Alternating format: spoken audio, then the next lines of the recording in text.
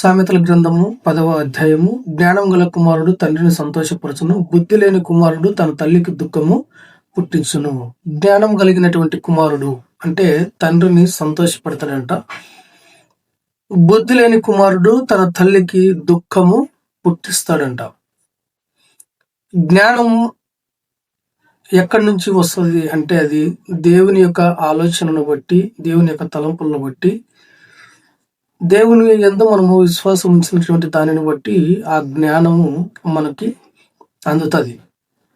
కానీ జ్ఞానం కలిగినటువంటి కుమారుడు తన తండ్రిని సంతోషపెడతాడంట. ఎందుకంటే ఆ జ్ఞానం ఉన్నటువంటి వాడు పాడైపోవడానికి వీలు లేదు. ఆ జ్ఞానంలో ఉన్నటువంటి వాడు ఖచ్చితంగా వాడు పాడైపోయే స్థితే ఉంటది. ఇప్పుడు జ్ఞానం కలిగినటువంటి వాడు ఏ విధంగా పని చేయాలన్నా, ఏదైనా ఒక కార్యాన్ని జరిపించాలన్నా ఆలోచించి దేవుని యందు భయభక్తులు కలిగి జీవించే ప్రతి వాడు జ్ఞానం కలిగినటువంటి వాడుగా జీవిస్తాడు. దేవుని యందు భయభక్తులు కలిగి జీవించలేకపోతే ఆ జ్ఞానంలోనే ఉంటాడు. అందుకే జ్ఞానం కలిగినటువంటి కుమారుడు తండ్రిని సంతోషపడతాడంట. బుద్ధి లేని కుమారుడు తన తల్లిని దుఃఖపరుస్తాడు. బుద్ధిహీనులు ఏం చేస్తారు? బుద్ధిహీనులను దేవుడు అసహించుకుంటున్నాడు.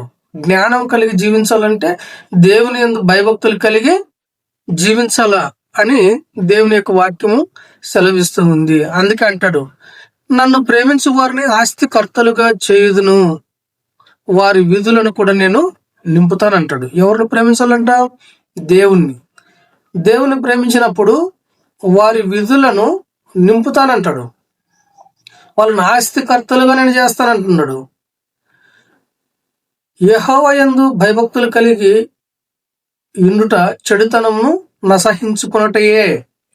దేవుని యందు భయభక్తులు కలిగితే చెడుతనాన్ని ఏం చేస్తారంట?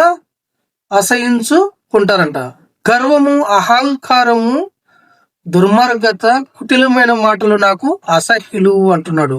గర్వము, ఎవడిలో గర్వము ఎక్కువగా పనిచేస్తుందో, అహంకారము, దుర్మార్గత ఎవరిలో ఎక్కువగా పనిచేస్తుందో, కుటిలమైన మాటలు నాకు అసహ్యములు అంటున్నాడు ఆయన. కుటిలమైనటువంటి మాటలు అంటే వ్యర్థమైనటువంటి మాటలు. గర్వం నీలో ఉండడానికి వీలు లేనే లేదు. అహంకారం నీలో ఉండడానికి వీలు లేదు.